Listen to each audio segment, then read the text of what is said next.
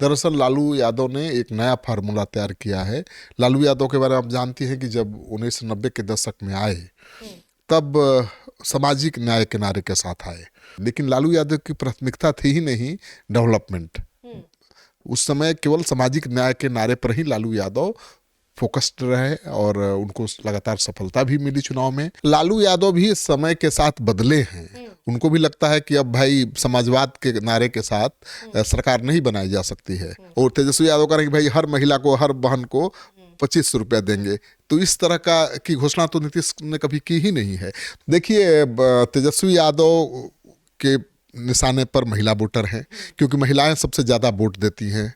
और तेजस्वी यादव को तो सबसे पहले अति पिछड़ा वोट बैंक में संधमारी करनी पड़ेगी, दलित वोट बैंक में संधमारी करनी पड़ेगी, तब भी उनकी सरकार बनेगी।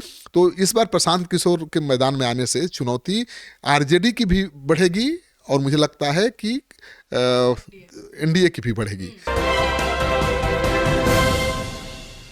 नमस्कार, स्वागत है आपका सिटी पोस्ट लाइव में। मैं हूं मुस्कान। बिहार विधानसभा चुनाव 2025 की तैयारी में सारे दल जी जान से जुट चुके हैं।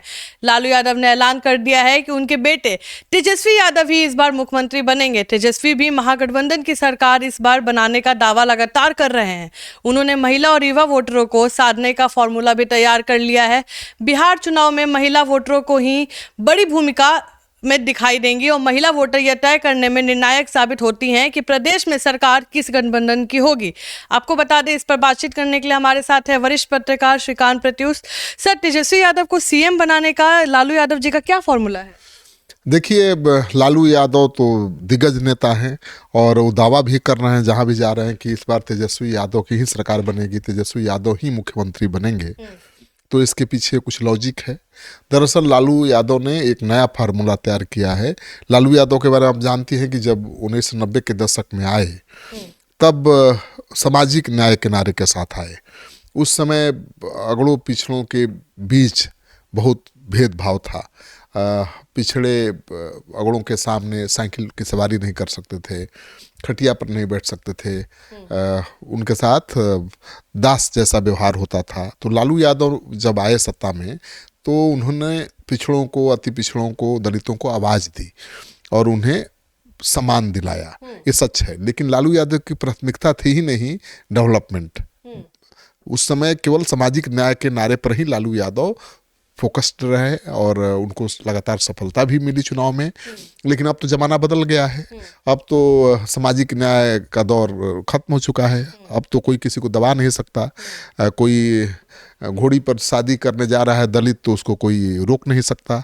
अब लालू यादव पहले इतना ओपन होकर नहीं बोलते थे कि तेजस्वी मुख्यमंत्री बनेंगे, लेकिन अब हर बार बोलते हैं कि तेजस्वी को ही सीएम बनाना है। लालू यादव भी समय के साथ बदले हैं। उनको भी लगता है कि अब भाई समाजवाद के नारे के साथ सरकार नहीं बनाई जा सकती है। अब तो समाजवाद हर जगह लागू है।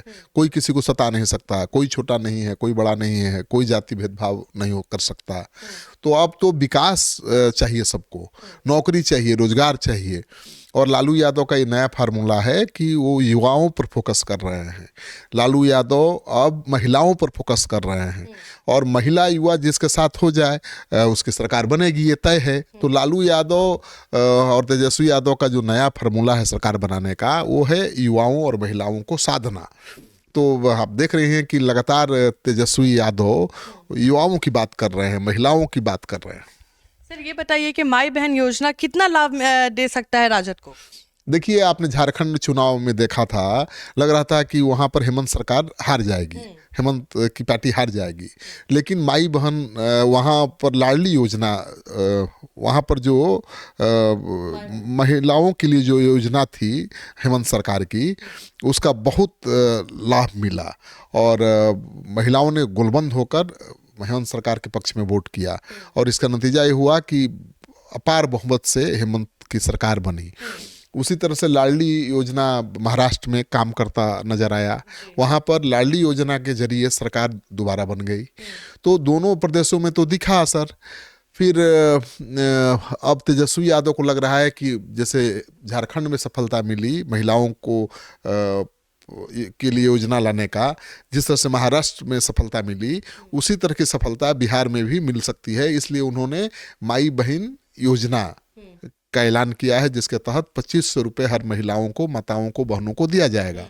तो उनकी योजना है कि महिलाओं को जोड़ा जाए, पार्टी से महिलाओं को आकर्षित किया जाए, महिलाओं को रिझाया जाए। और भाई नीतीश सरकार ने तो कभी इस तरह की कोई नीति लाई नहीं। महिलाओं के लिए बहुत कुछ किया उन्होंने, महिलाओं को आरक्षण दिया सरकारी नौकरियों में, स्थानीय निकाय के चुनाव में आरक्षण दिया, पुलिस की नौकरी में आरक्षण है। तो किया तो बहुत कुछ महिलाओं के लिए, बच्चियों को साइकिल दिया, स्कूल ड्रेस दिया, लेकिन इस तरह का कोई स्कीम आज तक उन्होंने नहीं दिया जैसा कि तेजस्वी यादव दे रहे हैं। और तेजस्वी यादव कह रहे हैं कि भाई हर महिला को, हर बहन को 2500 रुपया देंगे। तो इस तरह की घोषणा तो नीतीश ने कभी की ही नहीं है। तो हो सकता है कि महिलाएं गोलबंद हो जाए उनके पक्ष में, और जो झारखंड में हुआ वहीं बिहार में भी हो जाए। इस पर सवाल यह उठता है कि जो 2500 देने की बात हुई थी, इस पर प्रशांत किशोर ने तंज कसा था। बोला था कि जहां 50 लाख करोड़ का इनका बजट है, वहां ये 1 लाख करोड़ पैसा खाली बांटेंगे, कहां से लाएंगे पैसा? प्रशांत किशोर ने कहा था कि भाई बिहार सरकार का जो बजट है 2,50,000, 2.5 लाख करोड़ का है, और महिलाएं बिहार में जो हैं वो करीब 6 करोड़ हैं। तो 6 करोड़ महिलाओं को 2,500 रुपये अगर सरकार देगी तो लगभग 1,60,000 करोड़ का खर्चा आएगा। तो जहाँ 2.5 लाख करोड़ ही बजट है, वहाँ 1,60,000 करोड़ अगर महिलाओं को देने में लग जाए, खर्च हो जाएगा, तो बाकी काम कैसे होगा? क्योंकि जो 2.5 लाख करोड़ का बजट है उसमें से केवल 50,000 करोड़ का ही बजट है विकास कार्य के लिए। बाकी तो सैलरी में बहुत कुछ होता है ना, गवर्नमेंट का खर्चा। सैलरी के मद में सबसे ज़्यादा खर्चा है सरकार का, तो उसी में सब चला जाता है। 50,000 करोड़ बचता है तो उसे रोड, बिजली, पानी, जो भी विकास कार्य होते हैं होता है। तो उनका कहना है कि भाई 2.5 लाख करोड़ का बजट है, ये 1.5 लाख करोड़ से ज़्यादा महिलाओं को ही दे देंगे तो ये बाकी काम कैसे करेंगे, कहाँ से इतना पैसा लाएंगे? तो उनका कहना है कि ये लोक लुभावन वायदे हैं, ये लॉलीपॉप दिखा रहे हैं, ये दे नहीं पाएंगे, और वही वादा करना चाहिए जो दिया जा सके। जी सर, दूसरा सवाल है कि आजकल बीपीएससी का मामला हो या डोमिसाइल नीति का मामला हो, तेजस्वी यादव जोरदार वो मुद्दा को उठा रहे हैं। देखिए, तेजस्वी यादव के निशाने पर महिला वोटर हैं, क्योंकि महिलाएं सबसे ज़्यादा वोट देती हैं। आप परसेंटेज देख लीजिए चुनाव में, तो महिलाओं ने पुरुषों की अपेक्षा ज़्यादा वोट में रुचि दिखाई, ज़्यादा वोट दिया, और जिनका साथ दिया उनकी सरकार बनी। तो ये तय है कि युवा और महिला जिसका साथ देंगे उनकी सरकार बनेगी।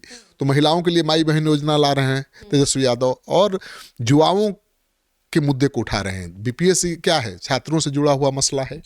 बीपीएससी के अभ्यर्थी पिछले 2.5-3 महीने से सत्याग्रह पर बैठे हुए हैं री एग्जाम की मांग को लेकर। तो वहाँ भी तेजस्वी यादव गए, छात्रों के मुद्दे को लगातार उठा रहे हैं, बीपीएससी के मुद्दे को उठा रहे हैं।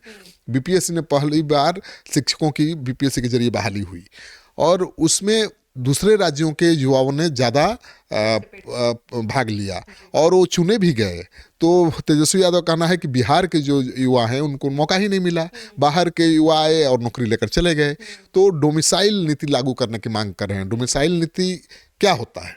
डोमिसाइल नीति अगर लागू हो जाएगी तो बिहार के लोग ही नौकरी करेंगे, उन्हीं को सरकारी नौकरी मिलेगी, बाहर के लोग आकर नौकरी नहीं कर पाएंगे। तो तेजस्वी यादव ये वादा कर रहे हैं कि भाई हमारी सरकार बनेगी तो 100% डोमिसाइल नीति लागू करेंगे। मतलब बिहार के युवाओं को ही बिहार में नौकरी मिलेगी, सरकारी नौकरी, बाहर के लोग आकर नहीं लूटपाट कर पाएंगे नौकरी का। क्योंकि उत्तर प्रदेश के ज़्यादातर मैंने हजारों हजार लड़के चुने गए थे शिक्षक की परीक्षा में। तो तेजस्वी यादव उसको उठा रहे हैं, युवाओं को जोड़ना चाहते हैं। और तेजस्वी यादव, आपको पता ही है कि महागठबंधन की सरकार बनी थी तो 5 लाख सरकारी नौकरियां दी गई थी। तेजस्वी यादव उसका भी श्रेय लेते हैं। वो कहते हैं कि नीतीश कुमार तो 18 साल से मुख्यमंत्री थे, कहाँ किसी को नौकरी दिया, मेरे साथ आए तो हमने नौकरी दिलवा दी। तो श्रेय ले रहे हैं जो 5 लाख सरकारी नौकरियां दी गई हैं कि उन्होंने दिलवाया, और उसका फायदा उनको मिल रहा है। उनके लोग तो मानकर चल रहे हैं कि तेजस्वी यादव ही रोजगार देने में कामयाब रहे, उन्होंने ही रोजगार दिया। अरे सरकार तो नीतीश कुमार की थी, और नौकरी देने का फैसला भी नीतीश कुमार का ही होगा। लेकिन तेजस्वी यादव तो ये कह रहे हैं कि भाई हम नीतीश को सरकार बनाने का मौका इसलिए दिया, इसी शर्त पर दिया कि भाई नौकरी 10 लाख युवाओं को देना है। और नीतीश जब माने तब हमने सरकार बनाई और हमने 5 लाख युवाओं को नौकरी दे दी 17 महीने में। अगर हमारी सरकार रहती और 2 साल तो हम तो 10 लाख युवाओं को नौकरी देने का काम पूरा कर देते। तो वो कह रहे हैं कि हमारी सरकार आई तो सरकारी नौकरी युवाओं को मिलेगी। तो युवाओं को, महिलाओं को केंद्र बांधकर वो अपनी रणनीति बना रहे हैं। और मुझे लगता है कि अगर वाकई तेजस्वी यादव युवाओं, महिलाओं को साधने में सफल रहे तो सरकार उनकी बन सकती है, कोई बड़ी बात नहीं है। सर, तेजस्वी यादव की अभी सबसे बड़ी चुनौती क्या है? देखिए, तेजस्वी यादव की चुनौती, सबसे बड़ी चुनौती एक ही है कि अभी एनडीए बहुत इंटैक्ट दिखाई दे रहा है, आपको पता ही है। और तेजस्वी यादव के माता पिता लालू यादव, राबड़ी देवी के शासनकाल को एनडीए के लोग जंगल राज कहते हैं। ठीक है, अपराध बहुत ज़्यादा था, अपराधी बेलगाम थे, अपहरण बड़ा उद्योग बन गया था। तो लालू राबड़ी का राज अपराध के लिए बदनाम है। तो और ये भी कहा जाता है कि जब भी लालू राबड़ी यादव की सरकार आती है तो जो यादव समाज के लोग हैं वो लाठी डंडा लेकर सड़क पर उतर जाते हैं। मतलब यादवों से हर जाति के लोगों को तकलीफ है, चाहे वो अति पिछड़ा हो, अगड़ा हो, सबको समस्या है। तेजस्वी यादव की चुनौती है कि यादव मुसलमान के अलावा अति पिछड़ा को जोड़े। पिछड़ा को तो उनके साथ हैं ही, यादव तो हैं ही, एक मुश्त है, मुसलमान भी उनके साथ हैं। लेकिन जब तक अति पिछड़ा वोट बैंक नहीं जुटेगा, जब तक अगड़ी जाति के लोग उनके साथ नहीं आएंगे, तब तक सरकार बनाना मुश्किल है। ठीक है, तेजस्वी यादव जिस जाति से आते हैं वो खुद दबंग जाति है, यादव जाति। तो सत्ता में आने के लिए एक दबंग जाति का समर्थन जरूरी है। वो तेजस्वी यादव के पास है ऑलरेडी। यादव भी दबंग है, अल्पसंख्यक भी दबंग है आज के ज़माने में। लेकिन अति पिछड़ा की आबादी सबसे ज़्यादा है, 36% है। अगर उसमें संधमारी ये नहीं करेंगे तब तक इनकी सरकार नहीं बन सकती है। और अति पिछड़ा को अभी तक वो जोड़ नहीं पाए हैं। बिहार में लालू यादव पिछड़ों के बड़े नेता हैं, मुसलमानों के भी बड़े नेता वही हैं, लेकिन अति पिछड़ा समाज के नेता नीतीश कुमार हैं। अति पिछड़ा वोट बैंक पर नीतीश कुमार का ज़्यादा दबदबा है, बीजेपी का बहुत प्रभाव है। तो तेजस्वी यादव को तो सबसे पहले अति पिछड़ा वोट बैंक में संधमारी करनी पड़ेगी, दलित वोट बैंक में संधमारी करनी पड़ेगी, तब भी उनकी सरकार बनेगी। तो उनके सामने सबसे बड़ी चुनौती यही है। तो ये बताइए, प्रशांत किशोर की क्या भूमिका होगी? देखिए, प्रशांत किशोर की भूमिका भी अहम होगी, क्योंकि वो ये वोट काटने तक ही नहीं रह जाएंगे या सरकार भी बना पाएंगे? सरकार बनाना मुझे तो नहीं लगता है कि अभी इतना जल्दी बिहार की राजनीति में आसान है। प्रशांत किशोर जोर शोर से लगे हुए हैं, काफ़ी ताकत लगा रहे हैं और सिस्टमैटिक ढंग से अपनी पार्टी को आगे बढ़ा रहे हैं, तो उसका असर पड़ेगा। देखिए, है क्या कि जो भूमिका चिराग पासवान ने पिछले विधानसभा चुनाव में निभाई थी, उसी भूमिका में प्रशांत किशोर दिखाई दे रहे हैं। चिराग पासवान जीते तो एक भी सीट नहीं, लेकिन नीतीश कुमार को 40 सीटों पर हराने में कामयाब रहे। 80 विधायकों वाली पार्टी 43 विधायकों वाली पार्टी बन गई। नीतीश कुमार भले मुख्यमंत्री हैं, लेकिन 43 विधायकों वाली पार्टी के नेता हैं, ये ध्यान रखना पड़ेगा। कभी 115 विधायक उनके हुआ करते थे, कभी 80 विधायक हुआ करते थे।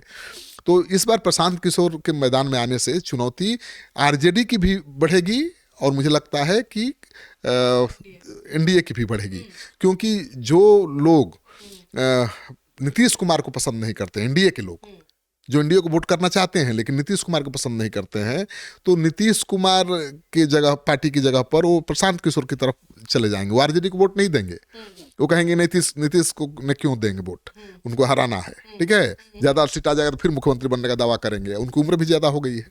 तो वहाँ जो एनडीए के वोटर्स हैं, बीजेपी के वोटर्स हैं, वो नीतीश कुमार को धोखा दे सकते हैं और प्रशांत किशोर की तरफ जा सकते हैं।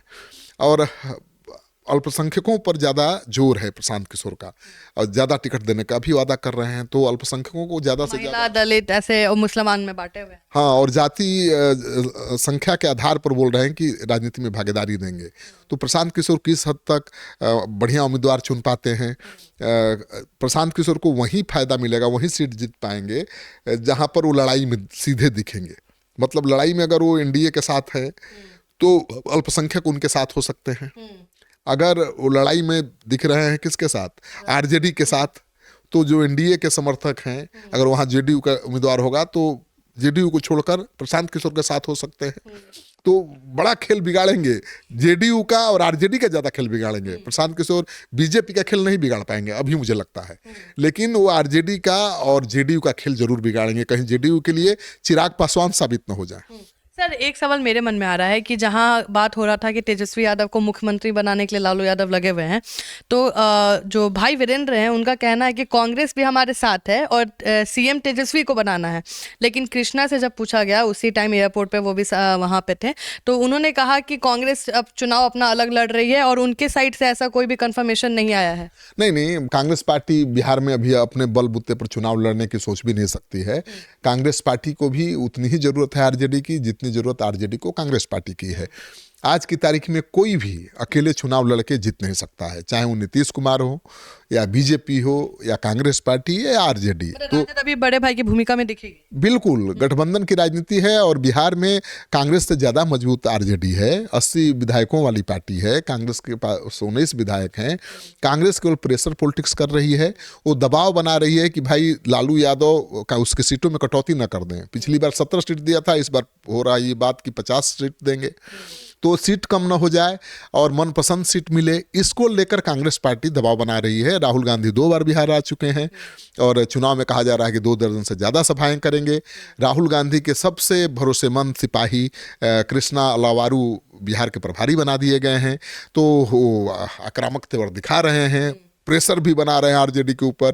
लेकिन किस हद तक प्रेशर बना पाएंगे ये तो आने वाला समय बताएगा। लेकिन मुझे लगता है कि आरजेडी की मजबूरी कांग्रेस है, कांग्रेस की मजबूरी आरजेडी है, और दोनों का फायदा इसी में है कि जहां कांग्रेस जीत सकती है उस सीट पर कांग्रेस लड़े, जहां आरजेडी जीत सकती है वहां आरजेडी लड़े।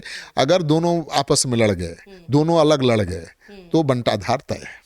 तो आप सुन रहे थे इस डिबेट को, और आप भी अपना ओपिनियन दीजिएगा कि आपको क्या लगता है कि आने वाले विधानसभा चुनाव में तेजस्वी मुख्यमंत्री बनेंगे या एनडीए की साइड से नीतीश कुमार ही मुख्यमंत्री बनेंगे या प्रशांत किशोर कुछ खेला दिखा देंगे। तब तक के लिए बने रहे हमारे साथ। धन्यवाद।